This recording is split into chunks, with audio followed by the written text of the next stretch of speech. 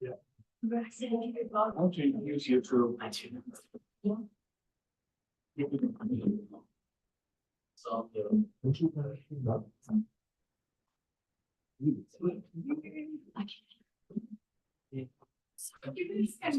Forward, that would be really helpful. Just wanted to take the time.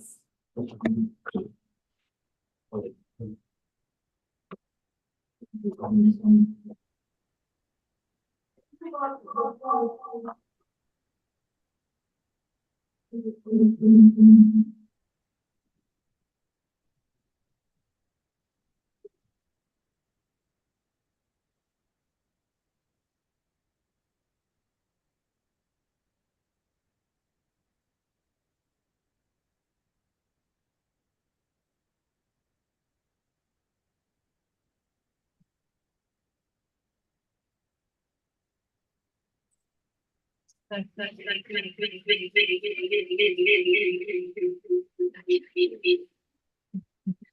that Anthony can come in. Yes.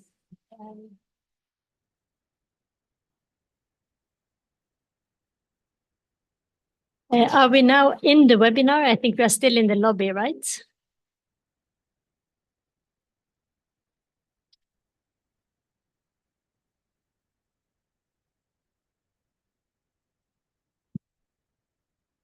Yeah, there's no TV there. Yeah. Is this on, this microphone? Just checking. Do I have to be close or is this fine? Just normal. This is fine. Okay.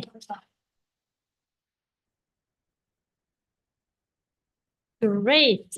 Good morning, good afternoon, depending on where you are. It is a great pleasure to welcome you to the Global Green Growth Week 2024, which is GGGI's flagship knowledge exchange week that we host every year.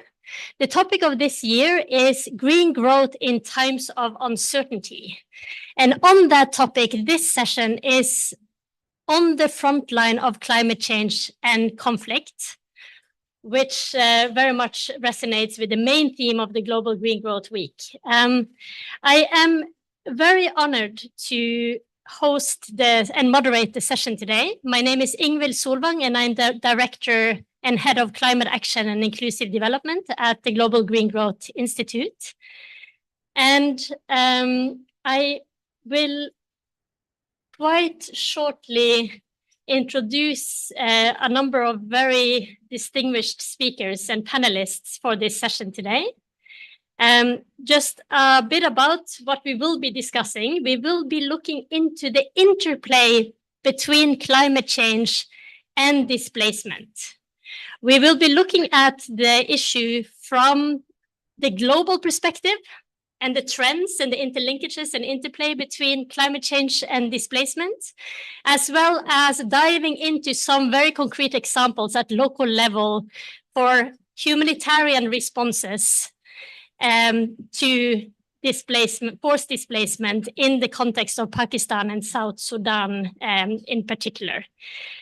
So I am very, very honored to be joined today by the UN Refugee Agency.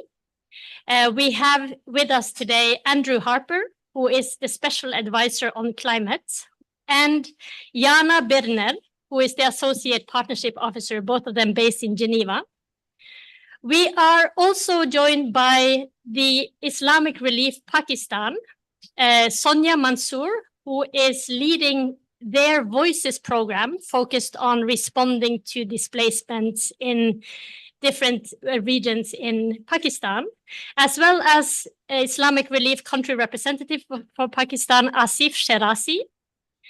And last but certainly not least, we will also have the founder and executive director of Root for Generations, Ms. Grace Dorong, with us today. So I hope everyone has successfully been able to join the session, and I see some lovely faces on the line, so that looks good. So without further ado, I am very delighted to welcome you, Andrew, first from the UNHCR, to present a recent report that you are have worked on. So Andrew, over to you. Thank you very much, Ingvild. And it's not only a recent report; it hasn't even come out yet. So it's a introductory offer, so to speak. And the what I might kindly ask is whoever's got control of the PowerPoint to bring it up. But it's a timely report because what we're looking at is particularly the impact of climate change on people. Because at the moment you've got a situation where almost all the indicators which relate to climate change, whether it's through the IPCC or whether it's through the traditional ways which we look at information coming from the UNFCCC, it largely neglects the impacts on people. And as the UN Refugee Agency, there's probably no population which is even more vulnerable than those people who have already been displaced by conflict. People have been forced from their homes, from their communities, have sought sanctuary in neighbouring states. And those neighbouring states, we're finding, are also under severe pressure by not only climate change, but environmental degradation, poor governance, and other elements. So what we've looked at is to try and move the narrative from one of anecdotes to one based on science and evidence. And this is going to be particularly important in discussions on loss and damage, on terms of trying to access adaptation financing, because we need to be able to say there is a difference in terms of the impact of climate change on who you are and where you live. And so this is obviously in 5 minutes or so going to be very truncated presentation, but I'll be passing it over to Jana, who is really leading the team on this. But just to give you an idea, on the map there, on the PowerPoint that we've got there, is the current situation of locations of stateless and refugees around Africa, including people who've been displaced internally within their own country due to conflict. That's all the black dots that you've got there. On the red marking is where you've got extreme compounded hazards, climate impacted compounded hazards. That could be drought, it could be exposure to floods, high humidity, and other elements. So as you see at the moment, it's not that bad. It's bad for 2.3 million people. But if we move to the next one, and what we are anticipating to see by 2040, that number of 2.3 starts to go up to somewhere like over 34 million. And that's not even taking into account population growth. So we would normally expect the numbers of people being displaced or in harm's way to double, at least within that period, possibly triple. And so what we're now seeing is an overlay of critical exposure to compounded hazards, particularly heat, by 2040. So this is of obviously extreme concern to us, because how are these populations going to survive, not only in terms of dealing with this heat and humidity, and people might be aware of the wet bulb index and other indexes, but also what will be the impacts on livestock, on access to water, on the overall protection environment, which has been provided by hosting communities. So we're using this analysis, we're using this data to inform financial institutions, governments, that, look, if you're not prepared to cut back on your emissions to a lower pathway, then for God's sake, we need to start looking seriously at getting support, adaptation support, resilience support to these communities. And don't tell us that you're not aware of what the consequences will be, because there will not only be human security consequences, there'll be regional and geographical security consequences. Next, please. So we're already seeing it. So it's in terms of predictions, strategic foresight, it's more of the same but worse. So we're already seeing flooding. We're already seeing high levels of drought and heat exposure.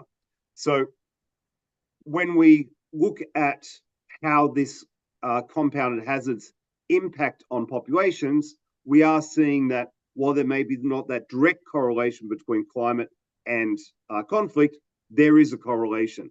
And so as populations increasingly struggle to survive as they try and move forward, there is conflict brewing. And whether it be from Myanmar to Burkina Faso to Mali to Mozambique, we are seeing increasing stresses on communities' ability to coexist. Next, please, and I'll push through this very quickly because I understand the time constraints. And so, most importantly, what we're looking at to do with the release of this report, which Anna will discuss on more, is that we need to bring the human dimension to it. That there is a consequence to what we're seeing, and that some of these worst case scenarios, not only are they coming now, they're going to go in an exponential curve between now and 2040, which is only 16 years away. Next, please. Next, please. So this is just an example of South Sudan. I think that road is probably leading to maybe Bentu or somewhere.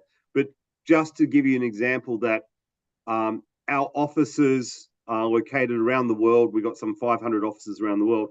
They don't have a choice of cutting and running when the money runs out or when the interest is gone or CNN is no longer filming. Like, we have to stay because populations are trapped. And so we are looking for significant support because we're running in a situation where we not only have less support to provide humanitarian responses, we don't have enough money to even provide the most minimal adaptation and resilience support. So across the board, what we're looking to do is to not only come up with the human-centric stories, but we're using the data and the evidence to say to funding agencies, donors and others who are responsible for the mess that we're in, you can't just ignore what's going on. I even saw yesterday that BP's dropped back on its emission commitment by 2030. Like, how can we let this happen? How can we let this happen when State of the World's climate report came out just the last few days saying that all the indicators are basically moving backwards? So what we're doing here is to make sure that there is no doubt that when people make conscious decisions to put profits before people, that there is a consequence towards those people. Next, please. Just an example of Bentu in South Sudan. This is not only climate change, but this is also due to environmental degradation, poor management. But you've probably got 100,000 people who are trapped in that location. And without any water, without the ability for water to subside, then these populations be increasingly trapped. And so this issue of not only population movements, but trapped and stranded populations are something which we also need to take into account. Next, please. And I think that basically winds it up. But that's largely the key elements that I wanted to get through, just that there is a consequence for people who are being impacted by climate change. They don't have the opportunity to leave. Refugees particularly, because they've left their communities, because they've left their social safety net, because they're largely reliant upon other populations and governments. They can't be ignored, nor should they be ignored.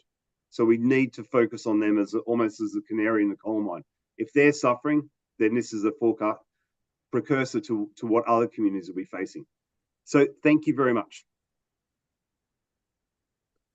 Thank you very much, Andrew, for some very sobering results from your research there. Very, very important messages. I like what you are saying. The finance need to go into addressing these issues, and we know the consequences if we don't, right? I think that was a very, very strong message coming out of that. Now, zooming in on a context that is highly climate vulnerable and also in parts also prone to conflict, we will move to Pakistan and to the Islamic Relief, Pakistan's Voices project. I believe that Sonia Mansour, online here now, is going to present to us an example of a community-driven humanitarian approach to addressing challenges by people who are impacted by climate change. So, Sonia, over to you. Thank you. Hi, Assalamu alaikum, and a very good afternoon from Pakistan. So, I'm Sonia Mansoor, and I work as Senior Research and Advocacy Officer at Islamic League Pakistan. So, with me, we have our Country Director, Mr. Asif Shirazi, who will be the panelist for this session. So, on behalf of Islamic Leaf, I would like to extend my sincere thanks to the Global Green Growth Team for organizing this session and giving us the opportunity to present our work. So, and before I dive into our youth project, I would briefly like to introduce Islamic Leaf and what important work it is doing with regards to climate change.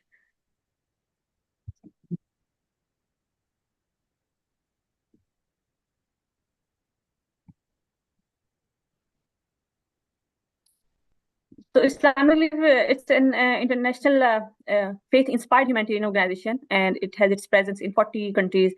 It started working in Pakistan in 1992 as leading NGO for relief and rehabilitation of disaster-affected vulnerable communities. So what we believe is we believe in empowering communities through inclusive programming, developing local capacities through partnerships and collaborations. So here you can see our presence across the country, and so far we have been able to reach almost 1.8 million right holders, including men, women, children, and people with disabilities. So these are our thematic areas. Our programming and interventions are around climate action, food security and livelihoods, WASH, children and women development, the most important, and health and nutrition. And being a humanitarian organization, our strength lies in emergency response. And we have been able to successfully provide relief to communities within 72 hours of disaster onset. So in recent years, as global challenges are also impacting communities in Pakistan, like migration and displacements due to climate change, we ensure that our programming aligns with our strategic focus on cross-cutting areas such as climate change adaptation and mitigation, protection and gender inclusion, advocacy, and nature-based solutions.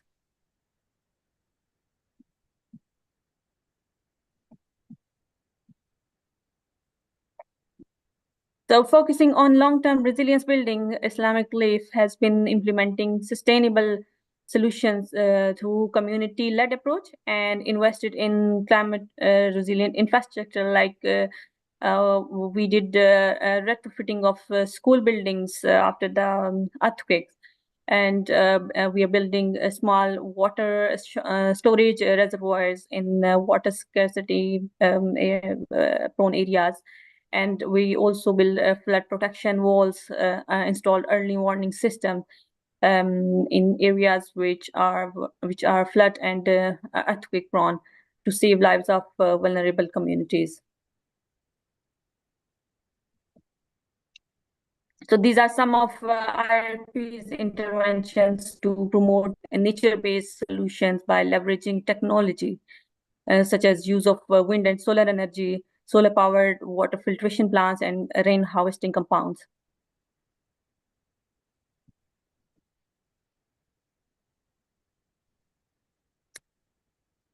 So as we all know that Pakistan is the fifth to eighth most vulnerable country to climate change in world, and floods are hitting the country more frequently. Here are some of the visuals of the devastating floods and their impacts on marginalized communities.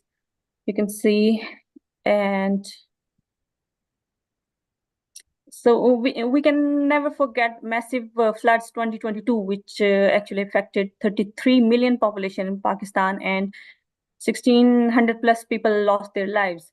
So Pakistan Islamic Leaf, being a leading humanitarian organization, we were on ground within 70 for flood response and relief activities by providing food, kitchen items, and grocery, clean drinking water, temporary shelters, and hygiene kits. These are some of the visuals. And After initial response, we worked on community rehabilitation and recovery. And you can see that because due to massive infrastructural damages as communities were living in fragile infrastructures and suffered a loss of livelihood. So we have been able to build almost 11,000 climate resilient shelters, and we have constructed 6 to 1 irrigation structure. We have been able to provide um, some livelihood opportunities to our farmers to support them, and all with the support of our donors and government of Pakistan. So you can see some of our work in constructing the shelters, which were climate resilient, as these were constructed with the support of our partners and donors. We have built and actually involved communities in construction of their houses with dignity in the affected areas of Sindh and Balochistan. Similarly, livelihood opportunities have been also provided to the flood affected communities, and to ensure women economic empowerment. We have been able to capacitate with them with the skill development and supported for kitchen gardening to grow organic vegetables, feed families, and sell for income. Crab farming is another impactful intervention we introduce in coastal areas for communities depending on fishing from sea, risking their lives. So apart from uplifting communities through direct interventions, Relief is also creating some impact through evidence-based policy advocacy and leading campaigns on climate change. We collaborate with the world-class universities and document community challenges, perspectives, and then present study findings to policymakers, and also at national and international forums to drive sustainable actions. Here's some of our research studies report, cover photos. So now comes our community project or our youth project. So it's Voices Organized for Climate Change Lobbying. It's and we call it Vocal. It's a flagship advocacy campaign of Islamic Leaf on climate change. So what we are doing is we are engaging and empowering youth and children at grassroots level for climate actions. So what we did is we actually established climate clubs of youth and community, especially women in climate vulnerable regions of Pakistan. And we also organized capacity building sessions with these clubs on climate education biodiversity and environmental sustainability, also on disaster risk reduction. So youth and children participated in drawing, painting, speech competition, and are also leading some awareness drives on tree plantation, cleanliness, and on water conservation and on ecotourism to protect their environment from climate change impacts. So for climate change mitigation and adaptation, youth and the school children and children clubs with the support of Islamic Leaf have installed waste segregation dustbins to promote responsible waste disposal practices. They've installed water filtration plants in their schools, and to reduce usage of plastic bags. They proposed and also distributed cotton bags in their communities. So these are some of the innovative ideas students proposed and passed resolution, and Islamic Leaf supported them for the installation of rain harvesting system in schools. And following the concept of reduce, recycle, reuse, they grew plants in old plastic bottles within their classrooms. So these were our major intervention at grassroots level with the students, and What we can say that education is key in disaster reduction and climate change mitigation and adaptation, especially in countries like Pakistan, where people are already lacking education and awareness, and literacy rate is very low. So we need to invest in the awareness raising and education of these children so that they become powerful climate agent and support their communities in building resilience. Thank you for listening me, and me along with my Islamic Life team, we are here to answer any question, and we'll welcome any feedback you provide. Thank you.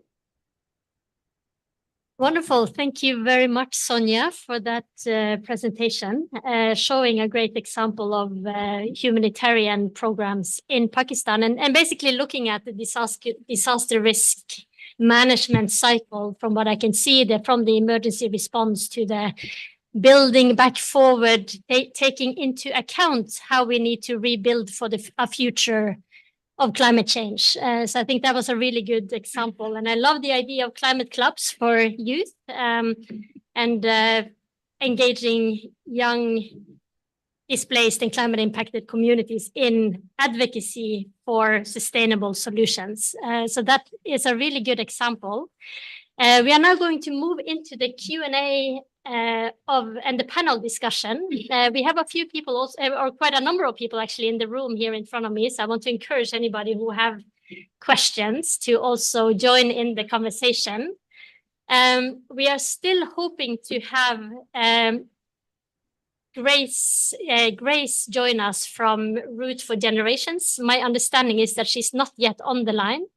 So that's confirmed. We hope she will join us. But let's get started. So my first question is for UNHCR to follow up on that very interesting and thought-provoking report, I would say, a sobering report on how climate change interplays with displacement. So one of the questions I think that we are grappling with is how to quantify the level of the refugee crisis or the forced displacement actually being attributed to climate change as opposed to other factors that drive displacement, such as conflict, insecurity, economic instability, or other political decisions, etc. So this is a question to you, Jana. How can we quantify and attribute climate change as the root cause of displacement? Thank you very much. That's definitely a question that we try to answer a lot with our report as well.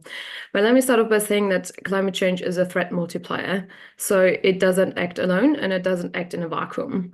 And therefore, the question of quantification is very hard to answer because we can't do a clear-cut attribution. So the different drivers of displacement, which are conflict and security, as you named it, but also climate change, are increasingly interacting and are increasingly interwoven. And with the intensifying impacts of climate change, this complexity will only increase. And to give you a real-world example, Andrew and I have been to Dadaab last year, which is a very big refugee camp at the border to Somalia. And we even asked refugee women themselves there why they were forced to flee. And they all gave us the answer. It was because of the ongoing conflict, but it was also because of the ongoing drought. So even for a lot of refugees themselves, they can't differentiate or make clear-cut attribution if it's been because of climate change or because of conflict, because it's both. What we do know, though, and you'll see that in our report as well, is that conflict is still the dominant driver of displacement. But what we have to understand is that all conflicts that are now taking place, they are taking place in a changing climate. So climate change may, under certain circumstances, increase the existing drivers of conflict. For example, it can increase the likelihood for disputes over resources, which is then also why we decided to focus our report not only on climate change and displacement, but also to bring in the conflict element. What we are obviously also seeing is that extreme weather events, disasters, can displace people directly, like, for example, with the example in Pakistan and the floods. But such displacement is usually mostly within borders, even though it can be across borders as well. And there, in terms of scale, what we're seeing at the moment is if we looked at the last decade, we had on average around 30 million new displacements due to conflict every year and 22 million new displacements due to weather-related events every year. So the scale of new displacement is higher. However, if we're looking at how long people remain in displacement and at existing IDPs, so internally displaced persons, figures at the end of a year, it's still higher for conflict. Let me make one more last point. I think if we want to talk about quantification, it's also important to understand that climate change also impacts the displacement crisis because it impacts chances for durable solutions. So it decreases the chances for local integration. It also decreases the chances for sustainable return, which then means that it can contribute to making displacement more protracted, more recurrent, or to onward displacement. So in conclusion, while I can't give you a number, and I know it's disappointing because we all want to know that number, climate change will definitely increase the scale of displacement. It will increase or change the nature of displacement at the locations, but also the patterns. And it will play an increasing role if we don't act now. Thank you. Thank you very much for that, Jana. And I think from the perspective of people impacted, a crisis is a crisis is a crisis, right? Regardless of its origin. So us trying to quantify and establish those links in the context of climate change and in the context of finance flows, climate finance flowing or humanitarian finance flowing, I think it's indeed something that we need to consider very, very carefully. So in the context of Pakistan and the displacement that has come about there very much in relation to these massive floods that has happened in the last, intensifying in the last decades. How can we build climate resilience in at-risk communities to prevent the displacement actually before it happens? I think is maybe the key question that people are grappling with at different levels. So over to you, Asif, perhaps, or Sonia in Pakistan. How do you approach that dilemma?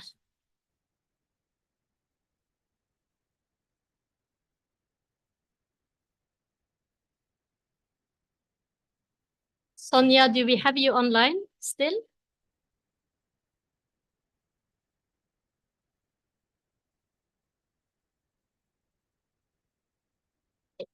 Oh yeah, I see you now, Asif.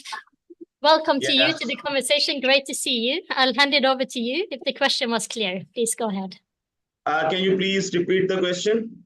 Yes. So the question is, how do we build climate resilience in at-risk communities in order to prevent displacement before it happens?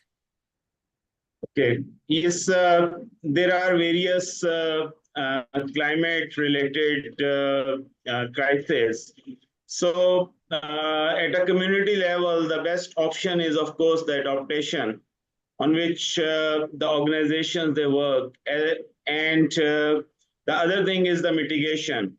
So we are working in one of the coastal region of Pakistan that are the south of the country, where we are working on the alternative sources of livelihoods, diversifying the sources of livelihood of the people, that they should not migrate in search of the livelihood to the big cities. That is one of the things. And the other is like to build under our DRR work, mitigation work, to build the infrastructure that prevent them from the disasters. Because, Pakistan is facing the climate crisis at a high scale level, and the 2022 floods is an evidence. So one of the interventions are to build the infrastructures like the flood protection walls in the flood areas, which prevent the communities to be safe from the disasters, and they don't need to migrate or they don't need to displace if something occurs. I myself have seen some good examples in Balochistan in 2022 flood when 33 million people were impacted by the flood, and their sources of livelihood, their houses, everything damaged.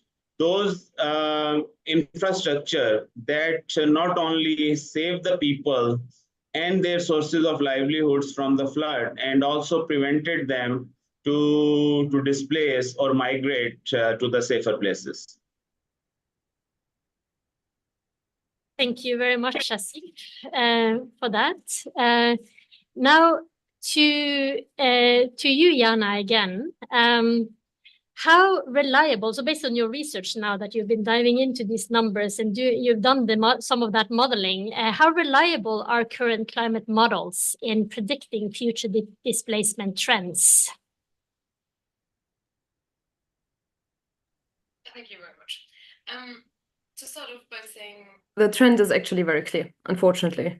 We are now seeing for 12 years rising displacement numbers every year. And UNHCR has just published a report on new displacement numbers, where we can see that now one out of every 67 people globally is living in displacement, which is almost a doubling than a decade ago, as Andrew has also already pointed out. So the trend is really clear. But what we can do with models is they can help us to understand scenarios. So there's really good models out there, for example, from our friends at the Danish Refugee Council. They have a model that is really good at predicting displacement trends in countries that already experience displacement. And in these contexts, it's very reliable. What these models can't do is predict sudden onset changes. So for example, the outbreaks of new conflicts. And that's also why these models work on a very short-term basis. So they're reliable, but for example, the DRC model can work for like 1 to 3 years into the future. And the longer we're trying to project, the higher the uncertainties are getting. So what we can actually do is use these models to understand scenarios. So for example, we can calculate the impacts on displacement trends for specific events. Or we can develop hypothetical scenarios and use them for contingency planning, which is especially helpful in the case of climate change. What we can also do with certainty is project the climate. So we in UNHCR, we work very closely with a lot of think tanks and universities and centers of excellence, including CGR, for example, to understand the complex interaction between climate change and human security and vulnerability, and came up with these maps that Andrew has already shown. And we know that the world will be warmer. We know that there's going to be less predictable rainfall. We know that food production is going to go down. And we also know that increasing parts of the world will be uninhabitable because of climate change, because of extreme temperatures and increasing humidity. And what we're also seeing that there's going to be an increasing overlap between where refugee settlements are now and where we're seeing intensified increases in the impacts of climate change, which then means that we're going to be faced with an increasing vulnerability across the board.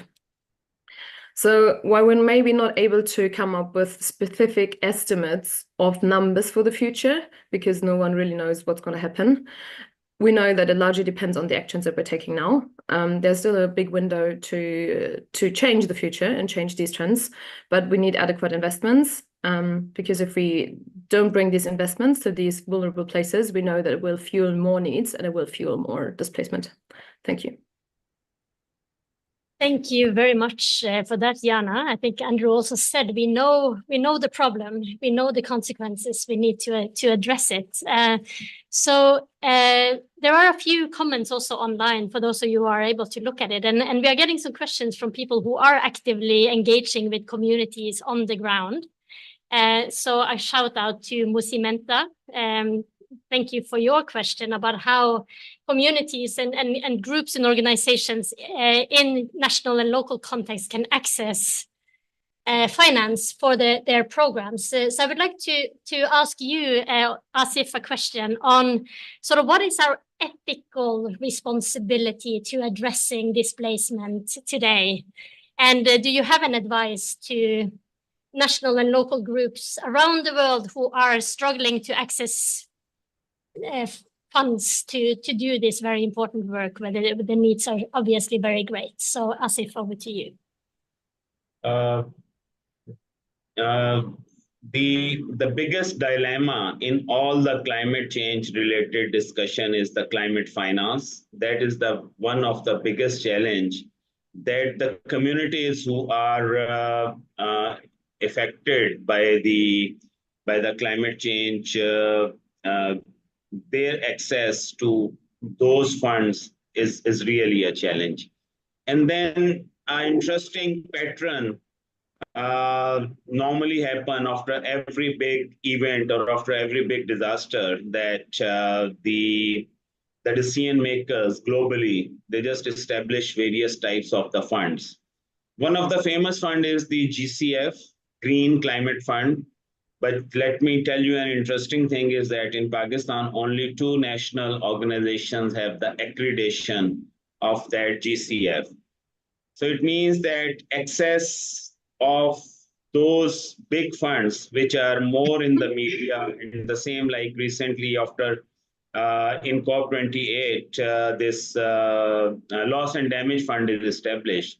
But all these funds are just at a level where there's a big question how the funds will come to the communities which need them the more. And then, okay, if the fund comes to those communities, how much the time it takes to reach to those people.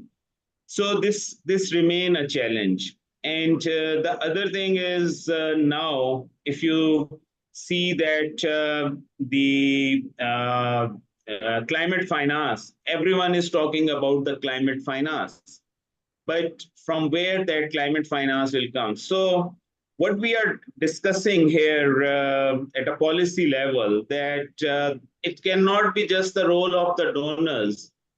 There is a role of a private sector. There are various, we all are hearing about the carbon credits. So the countries, they need to work on the carbon credit mechanism in the country, that they can buy the carbon credit, they can sell the carbon credit, and the money can reach to those communities which are in the need. The other are the insurance mechanism. What we have seen that all those insurance mechanisms which are in place, or the insurance companies, they do not come in the climate financing, because for them climate financing is not viable in terms of their businesses. And then the other issue is that whenever we have like such type of the big events and the talk starts, at a policy level, we make another policy. Like in Pakistan, there is a national adaptation plan, there are the climate action plans, there are so many different policies. But how to integrate those policies is a challenge, and how to make those policies in an operational plan is not there. So it's basically, you can say that it's the policies, but it's not being used. One of the things which is like the access to those funds, it remains a challenge, but the organizations, the civil society organizations, they need to work very closely with the private sector, and the private sector should come up for their responsibility, as well as at a policy level, convince more to the insurance and these type of the things to come and do something. One of the initiative is the global sheet, which has also started. But the challenge is that all these things are somewhere designed and developed where the access or where the consultation of those communities which are affected by these events are not there.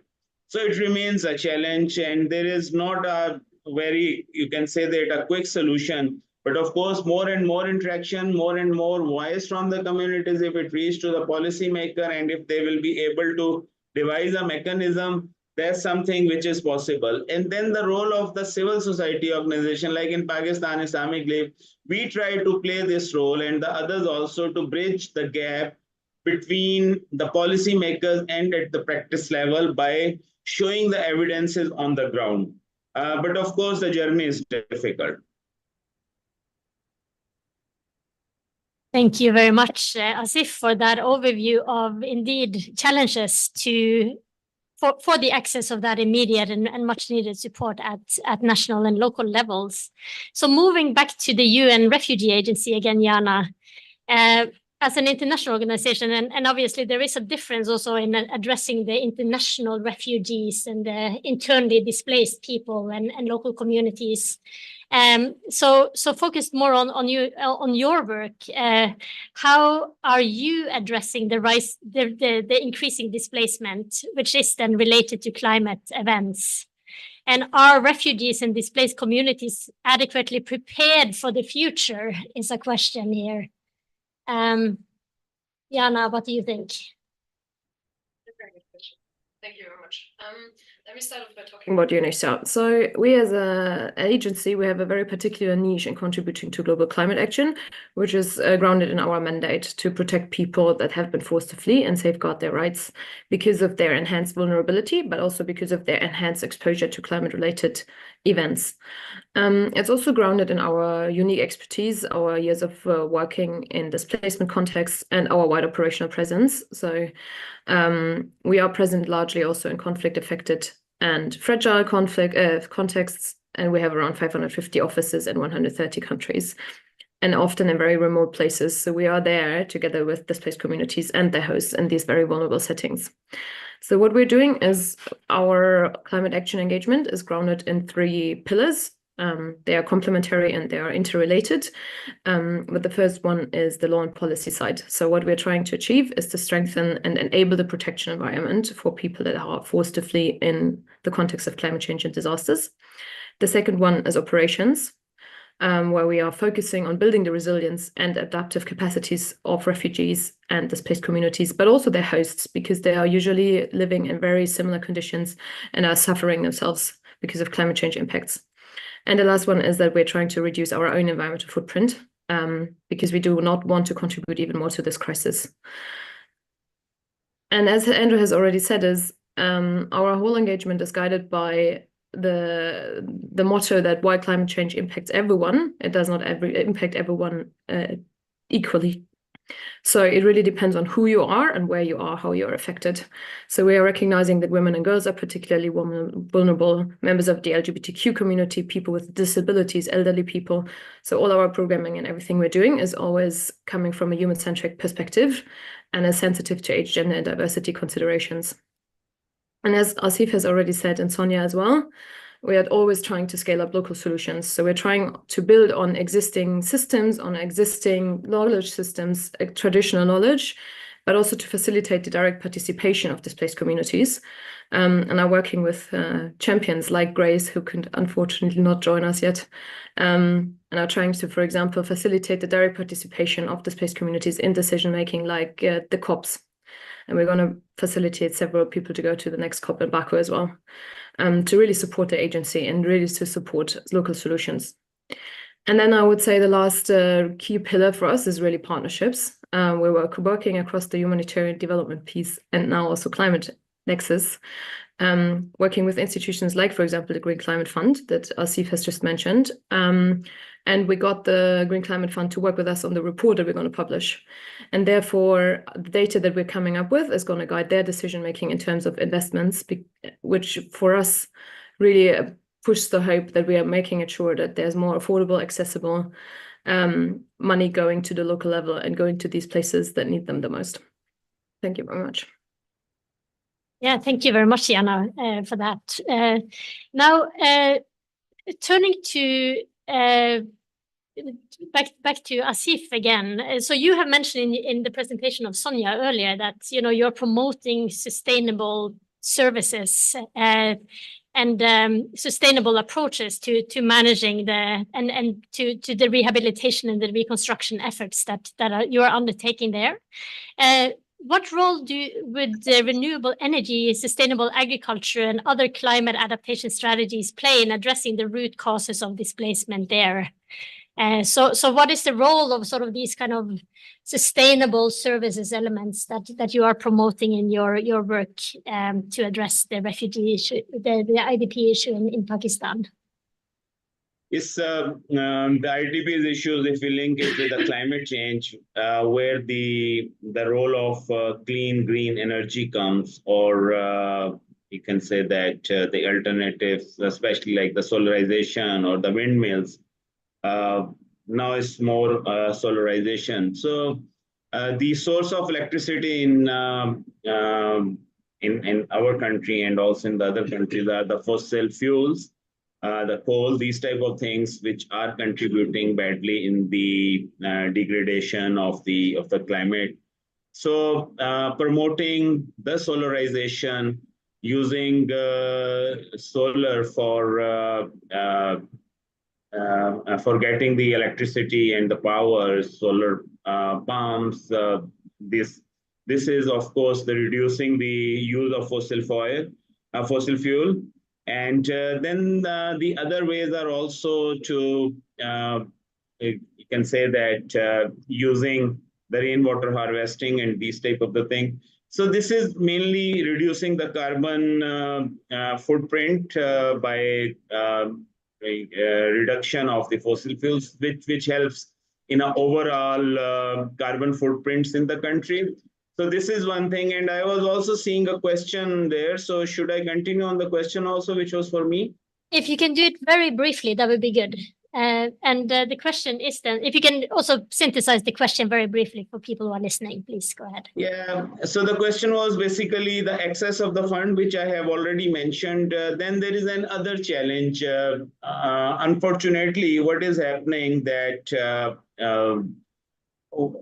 now the pledges, like the pledges after 2022 floods, were from the banks, which was a loan to the government of Pakistan. So it was not a free grant. So 90% of the money was coming from the various banks, which was, of course, a loan. And then the pattern of floods are not only now River Rhine. The pattern of the floods are also flash floods, hill torrents. So, of course, you work on the River Rhine, or the people who are living on the River Rhine structure. But now it's not only the one phenomena.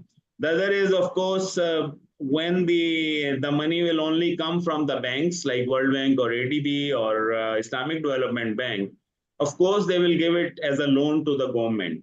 So then it will come in a government system. On one hand, it's very good that government is going to take the responsibility. But on the other hand, it's also government has its own procedures, which takes a longer time. Thank you very much for that, Asif. So maybe let's have the final question of the session to you, Jana. So we've been looking at the very significant increase in displacement that will come from climate change, that will be linked to climate change and interplay with all these factors of war and natural disasters, etc. Now, how do we learn lessons? And this notion of refugees, I think, is also a historical construct, right, through time. So what are we learning from past displacement crises, war and natural disasters in handling the emerging issues of what we might call climate refugees? Thank you very much. Before I go into what we can learn, maybe just one quick word about the term climate refugees.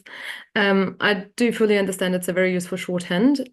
Just to say, though, that the term climate refugees doesn't exist in international law, because climate change is usually just one of many factors that compel people to flee, together with governance, lack of adaptation, lack of disaster risk reduction measures. And also because most people that have been forced to flee in the context of climate change, they stay within their own countries, which means that they are not refugees, but internally displaced. So what can we actually learn? I think for me, one of the key lessons is that in all of these contexts, we do not want to prevent displacement. That's not our goal. What we're trying to do is we want to prevent the conditions for displacement. So the focus is always to be on the root causes, on addressing the vulnerability and the drivers, and not the movement itself. What we can also learn is that climate adaptation can contribute to enhancing peaceful coexistence and foster peace, also in fragile and conflict-affected settings. So it can be a solution in itself. We know that we have to collaborate way more than we've done in the past. Also knowing that we, for example, traditionally focused a lot on conflict settings, and now climate change is adding another layer of vulnerability on top of the existing protection challenges that we're facing. But what we can see above all, I would say, is that solutions are definitely possible. They've been possible in the past, and they are still possible in a changing climate. But what we have to do is we have to invest way more in resilience and adaptation. We have to get ahead of the disasters, so invest more in preparedness and stabilization, in anticipatory action, and a greater share of finance needs to be available for that. And in addressing this finance, we need to also pay tribute to the generosity that lots of countries are showing at the moment by hosting millions of refugees, while they're also already very climate vulnerable, countries like Chad or countries like Ethiopia.